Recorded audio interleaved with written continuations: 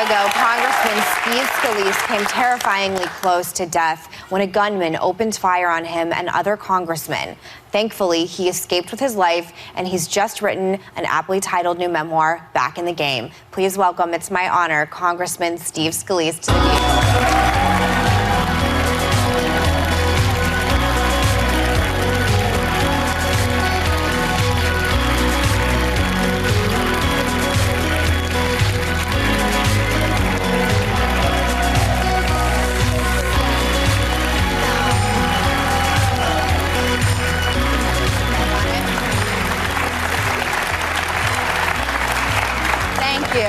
Thank you so much for coming on, Congressman. It's such an honor to have you here.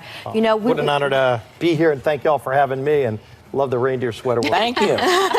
She can give you one if you like. Yes, Merry Christmas. Merry Christmas. So we want to talk about your book, but obviously we have to bring up America's mourning the loss of former President George H.W. Bush.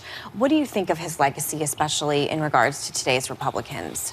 Well, you know, President George H.W. Bush was such a warm and gentle man. And yesterday I was at the ceremony at the Capitol, and it was just a wonderful celebration of his life. You had a lot of really touching speeches, and, you know, our Speaker, Majority Leader in the Senate, and the Vice President gave some wonderful remarks, and the crowd was tearing up. I teared up a few times, and you could see President George W. Bush and the rest of the family tearing up as well, just celebrating a great life of a great man. And just look what he did in New Orleans. I'm from New Orleans, represent the city of New Orleans. And after Hurricane Katrina, he and President Clinton, and Bill Clinton had defeated him in the election, and yet they came together and put together the Bush-Clinton Foundation, raised over $90 million to help rebuild schools and churches. And just, that's the kind of person that he was, and it's great to celebrate a wonderful life. And I know, Megan, you have a similar celebration, tough time, but what a wonderful legacy you have to remember as well. Yes, thank you. And speaking of life, it's a miracle that you're sitting with us today, because a little over a year ago, you almost lost your life. You were at a congressional baseball practice. I remember because I was covering the breaking news at the moment, and no one knew really what was happening at that time. You thought that it was a tractor that was backfiring. At what moment did you realize what had happened and that you were shot? You know, the first shot, you're on a baseball field at 6:30 in the morning. You're not thinking that there's a shot being fired. The second shot, I knew it was gunfire, and by the third shot, I was hit and went down. My legs gave out, the bullet shattered my femur and broke my hip, and so it did a lot of internal damage. I didn't realize how much damage it did, but I went down, and I just started crawling away. And I could tell it was coming from third base. I'm on second base, so I didn't see the shooter, but I could just hear the gunfire, and I'm crawling away from it, and then my arms gave out after about 20 feet. And at that point, I just started to pray. I said, God, I put it in God's hands, and I prayed. The first thing that came to mind, I've got a daughter. She was 10 years old at the time. And I said, God, please don't let Madison have to walk down the aisle alone. It's just the first memory that came to me. And boy, I just felt this incredible calm come over me that God, I put it in his hands, and he did take care of me. And there were so many miracles on that field. I document a lot of those in the book. Things that you just, maybe the first or second thing you go, that's a coincidence. And after the third and fourth and fifth thing, Trent Kelly, a congressman from Mississippi, is playing third base, maybe 30 feet from the shooter. And he shoots right at Trent's head.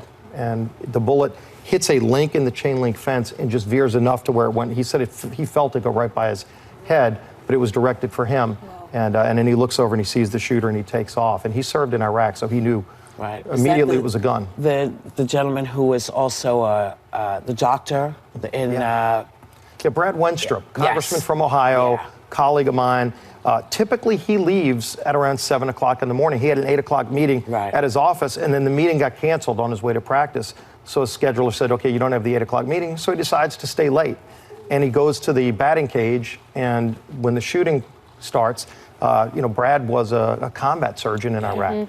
And so he's watching me, and he's seeing me, he's looking for movement. He sees my leg moving, and he just wants to see if I'm still alive. And as soon as the shooter went down, and my God, Capitol Police, David Bailey and Crystal Griner, Capitol Police officers that were there, are in a shootout with the shooter. Both of them got hit during the shootout and kept going at it. And as soon as the shooter went down, Brad comes over to me. He sees that there's an entry wound, but there's no exit wound. And he saw a similar case in combat, and the man died. The soldier died. So he knew what was going on inside of me, and he knew he needed to stop the bleeding. And he put on a tourniquet. My trauma surgeon told me, if that tourniquet wasn't applied just perfectly, like Brad put it on, I would have never even made it to the hospital. So many miracles like that. And there were, recovery was long, and there were, I imagine, a lot of dark days.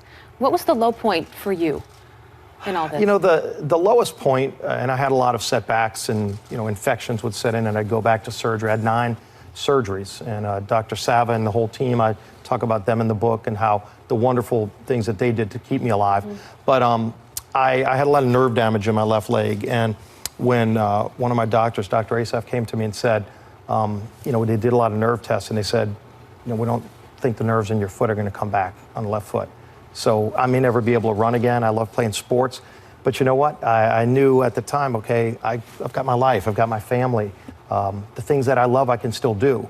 And if I can't run again, I'll come up with other hobbies. But you know, it helps you focus on what's important in life. And so sure, we have setbacks. I had setbacks. I talk about that in the book. But I also talk about the things that gave me strength, the people who gave me strength. Prayers from strangers, friends, from, you know, Bono calling, Prime Minister Netanyahu from Israel calling me from the hospital to talk about his brother who died in the raid in Entebbe, and talking about that experience. I mean, just wonderful people that lift you up. And, you know, there was one act of evil, but there were so many acts of kindness and miracles and you know, and heroes. And we talk about that in the book too. So anybody who's got something they're dealing with that's tough in their life, you can get through it, and rely on the people that are there. You know, not just your friends that come, but it's amazing how strangers just pop up along the way too and give you strength.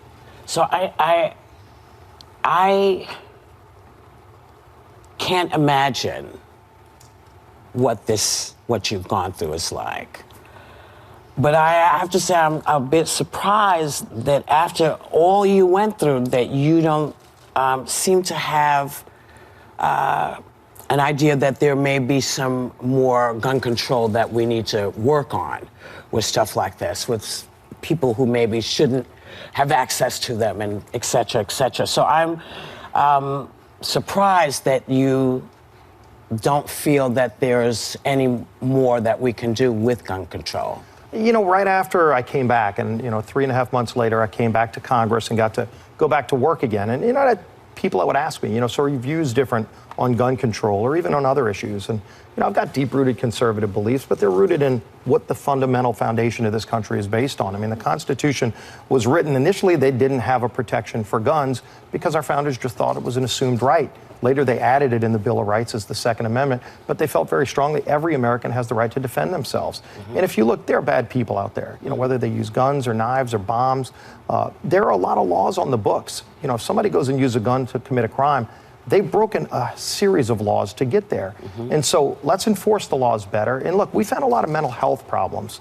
And there's usually a common thread in a lot of these shooters that they're mental health issues. We weren't closing a lot of those loopholes. We just passed some new laws, and they were very bipartisan, so they didn't get a lot of attention. But laws that help close a lot of those loopholes and coordinate a lot of the mental health problems in this country, so that if somebody does have serious mental illness, they're going to be taken care of in a better way. And obviously the laws that protect them along the way, too. So I have a kind of a silly question that has to go with this also. So we talk about the founding fathers from time to time, because we have all these discussions about guns and gun laws, and I'm a gun owner.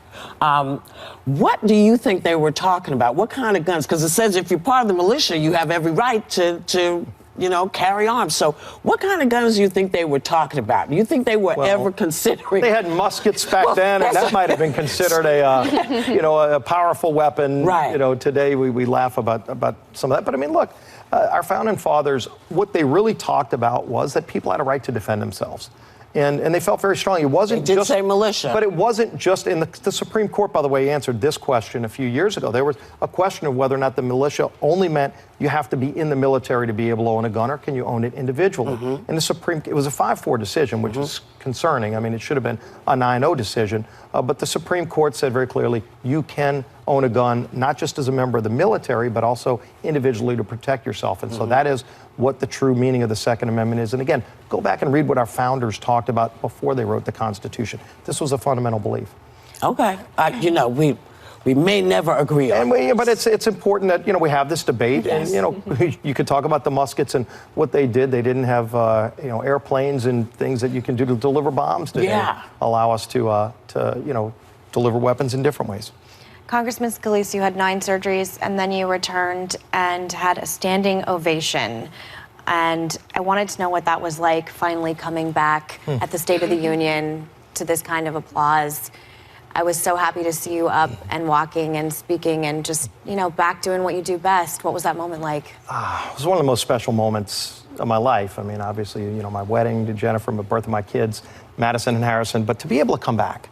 I wasn't sure if I was going to be able to come back to work. A lot of people were wondering about that. And so to be able to get back into the House chamber and see my friends, Republican and Democrat, people I hadn't seen in months, some people that had come to visit me, and to see that warm reception, it meant so much to be able to do that again when it was a question whether or not I was going to be able to. And so, that kind of reaction shows you. And I mean, Cedric Richmond, my colleague from New Orleans, who's probably as liberal as you can be. I'm a conservative Republican.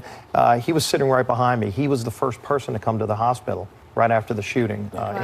The Democrats had their practice going on that morning too, and he showed up in his uniform. So just, again, it shows you there are real friendships you can form. Republican and Democrat, treat people with respect. We're happy you're here. Congressman Scalise, it's such an honor to have you. Thank you so much. It's you. really a privilege. I'm so glad you're doing well. Thank you so much. Thank you. Members of the audience are getting a copy of his book, Back in the Game.